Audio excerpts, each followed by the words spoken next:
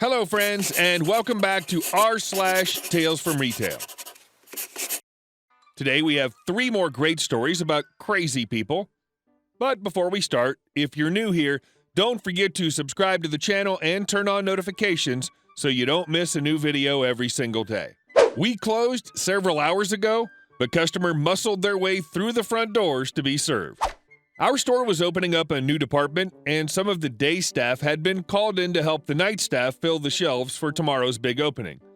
There was quite a lot of night staff raucously running around throughout the store, and a small handful of day staff cloistered into the new department, shuffling around, dead-eyed and slack-jawed like they were auditioning for the next season of The Walking Dead.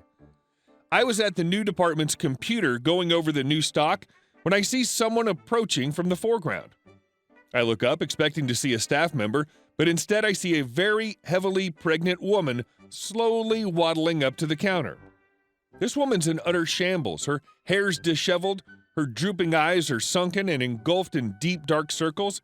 She's wearing pink pajamas, complete with fluffy pink slippers, contrasted heavily by what is surely a contender for the most badass leather jacket I've ever seen. That thing had chains coming off of its chains, it was so badass. It took her the better part of a minute to walk down the aisle and up to the counter. During that time, my mind was racing. How did she get into the store? And how did she get this far into it without being stopped by anyone? This was not someone who would casually escape notice. Anyway, she gets up to the counter and we converse. Tired, rundown pregnant lady will be TRL, while my very tired self will be me. Also, all of TRL's speech isn't much louder than a soft whisper. Me, baffled and bewildered. Hey! TRL, after catching her breath, looks up and smiles weakly. Hey! Me. How did you get into the store? We're actually closed right now.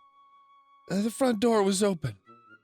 We'd examined security footage the day after to see how she got in, and sure enough, the heavy automatic doors were open by about half an inch. And despite her condition, after several laborious minutes, she had somehow found the strength needed to muscle the doors open wide enough to squeeze through. Me. I see. Well, we're still closed, so I was told that you can still operate the cashier. She meant register, but she said cashier. Me, even more baffled and bewildered. Who told you this? Looking over towards the direction of the entrance, she says, they said that the cashiers were locked, but that you had a card that could open it. Instinctively, I reached down to my belt for the admin control card and rested my hand on it for a moment. Yes, my card can override the system. However, all the money's already been counted from the cashier registers. Oh, I see. What if I paid by card? That would work, right? Well, that would work, but we're closed. But I suppose you've already come this far. Okay then, sure, let's do this. Oh, thank you. This is greatly appreciated. She turned around and started waddling off. Me. Wait, this register isn't operational yet. Once you have your items, take them to the register at the front, the one closest to the exit. I'll be there. She smiled and nodded. So then she waddled off a great deal faster than she'd arrived, as if possessed of newfound purpose. Meanwhile, I shook off some of the night's zombification and slowly shuffled my way to the front of the store. After about 10 minutes, I saw her waddling into view and towards the counter. She was carrying her single item in both hands, and with great care, reverently placed it atop the counter. When I finally got a good look at the item, and my mind registered what it was, my heart almost broke in two. It was infant cough syrup. Suddenly, there was a moment of pure clarity where everything just made sense, and sure enough, after TRL paid for her item, thanked me once again and left, I spoke to my coworkers, who all confirmed the conclusion I'd already reached. TRL ran into several staff, all of whom confronted her, but none could bring themselves to turn her away once her purpose was revealed. The night staff were the first to intercept TRL, all of whom apologized profusely that they couldn't help, but directed her towards their team leader who might. The team leader then directed TRL towards the new department where there were day staff. I asked what they would have done if it were any other night, and they said they would have just given TRL the item. Once TRL reached the new department, the day staff confronted TRL and directed them towards me.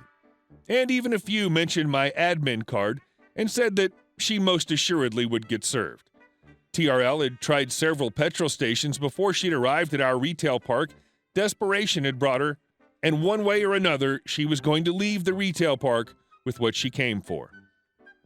The first worthy hero was the elderly downstairs neighbor who, despite the late hour, had agreed to watch over TRL's sleeping toddler and sick infant while TRL went out to get the medicine. Even though she's now passed away, I feel that they are at least deserving of a great deal of posthumous respect.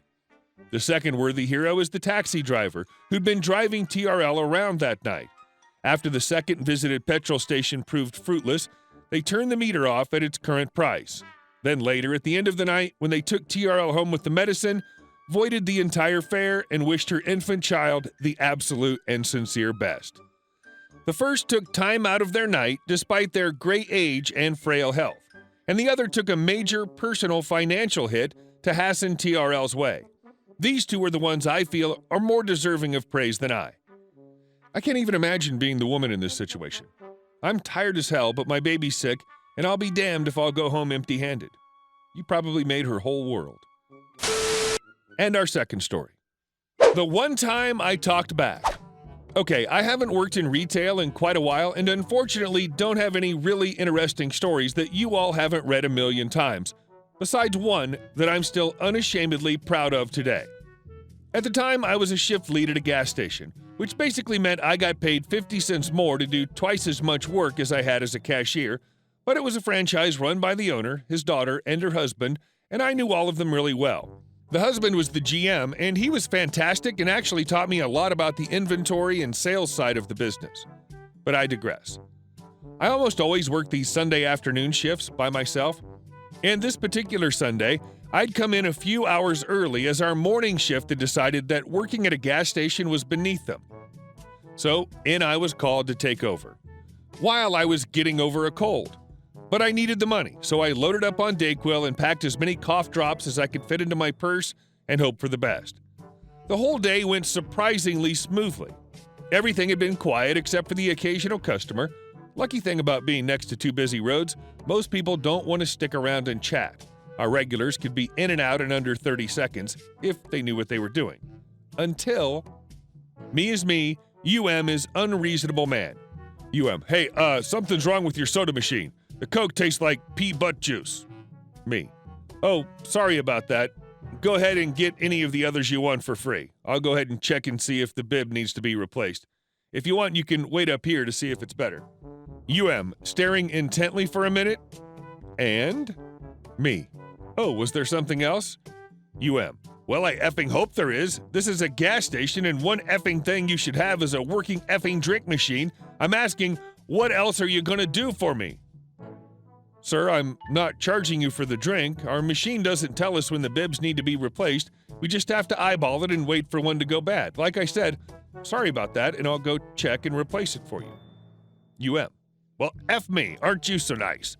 Letting me drink this garbage for free. Give me your effing name and your manager's number. Let's call him and see what somebody who knows what customer service actually is can do.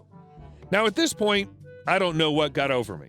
I honestly don't. I never confronted customers because I usually didn't care enough. Maybe it was the exhaustion of the cold medicine or something, but I just decided I'd had enough.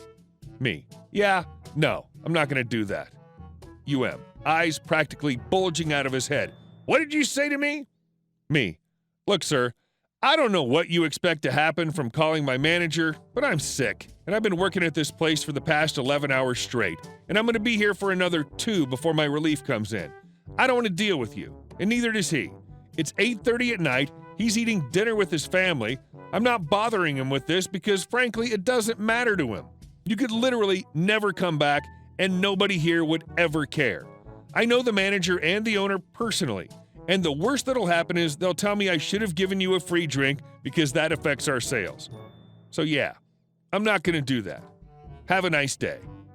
Unreasonable man said a few more choice swears, then stormed off when I decided to just ignore him. Still have no idea what overcame me, but damn if I'm not proud of it. You are my hero. That's the kind of thing I usually come up with long after the rude customer has left. Bravo! And our last story. Last time I checked, Only doctors made $4 a minute. This happened a few years ago when I worked in a bead shop. We did jewelry repair too, mostly simple stuff like reattaching clasps, restringing beads, or pearl knotting. Occasionally, when we weren't busy, we would do repairs on the spot.